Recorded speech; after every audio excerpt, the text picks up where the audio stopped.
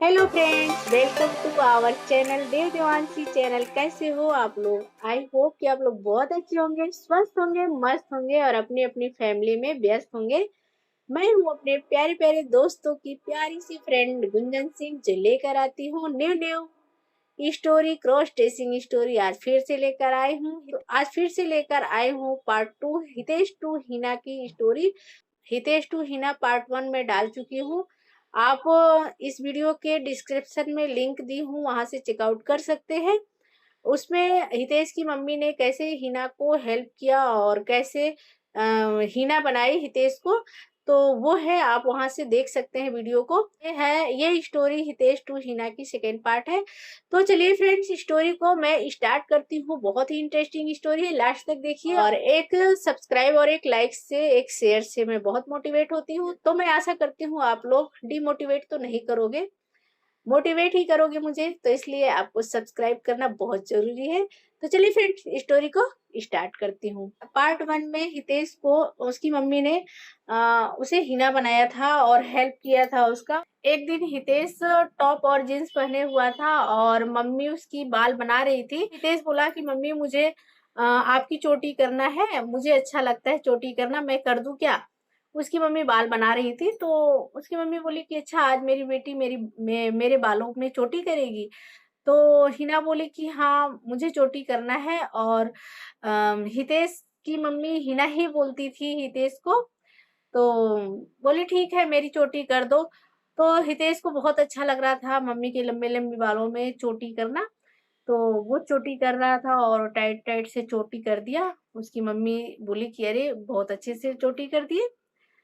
तो उसके बाद से हितेश बहुत खुश हुआ कि मम्मी को अच्छा लगा चोटी करना। और उसके बाद से उसकी मम्मी मार्केट गई और मार्केट से कुछ लेकर आई। और फिर उसको बोली, हितेश से बोली कि तुम अपने आंखें बंद करो, मैंने कुछ लाया है तुम्हारे लिए।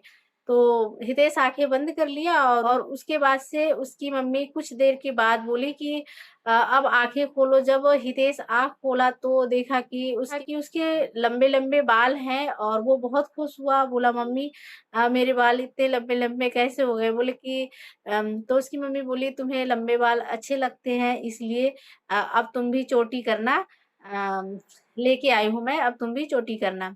तो हितेश बहुत खुश हुआ अपनी मम्मी से।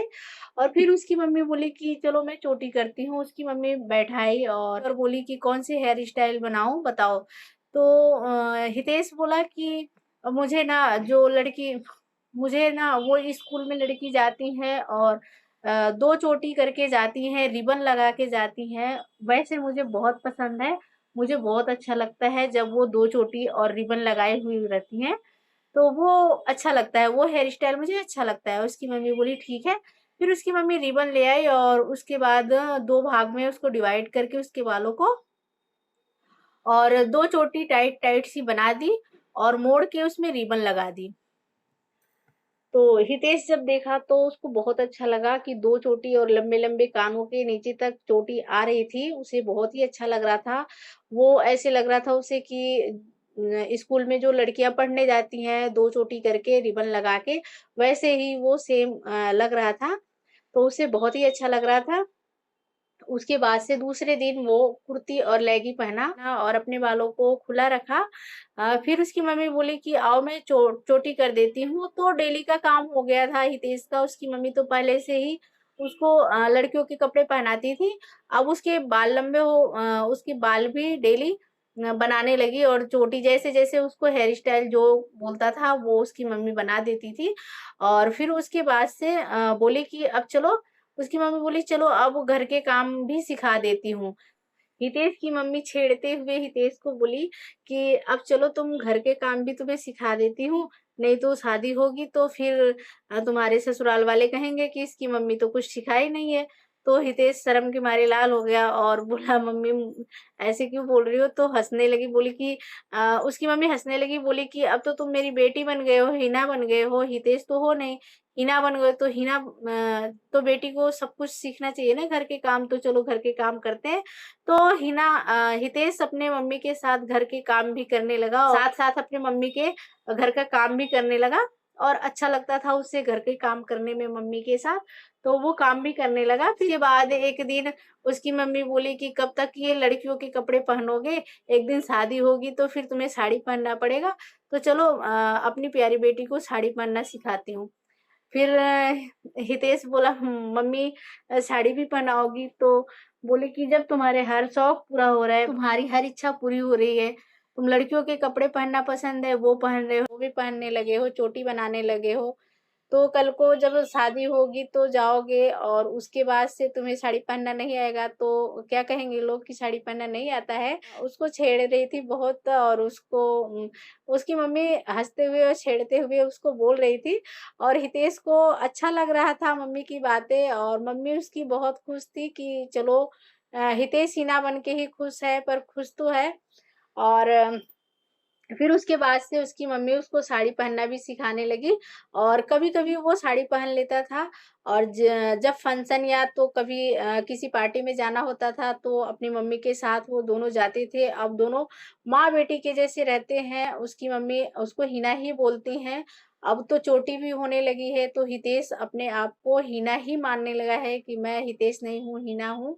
लड़कियों के कपड़े में रहना, चोटी करना, घर का काम करना, और उसके बाद से कभी-कभी वो साड़ी भी पहन लेता, और खाना भी बनाने लगा था, बर्तन, झाड़ू, पोछा सब कुछ कर लेता था हितेश।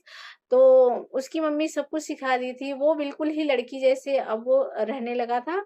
उसकी मम्मी को भी अच्छा लगता था कि चलो हितेश ऐसे दुखी रहता था और अब लड़की के कपड़ों में और चोटी में वो बहुत खुश रहता है, घर का काम भी करता है, लड़कियों के जैसे, तो वो खुश थी कि तो एक माँ ऐसी भी है जो अपने बेटा को बेटी बना के रखी है अपने साथ। ये स्टोरी हितेश दिए हैं अपने मम्मी के लिए। तो हितेश की मम्मी अगर आप हमें सुन रही हैं तो थैंक यू सो मच।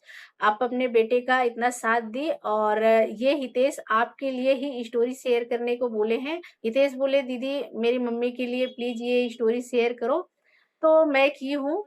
तो फ्रेंड्स आप लोगों को भी दिल से थैंक यू, जो आप लोग हमें अपना इतना प्यार दे रहे हो, और ऐसे ही उम्मीद करती हूँ ऐसे ही आप हमें अपना प्यार देते रहेंगे।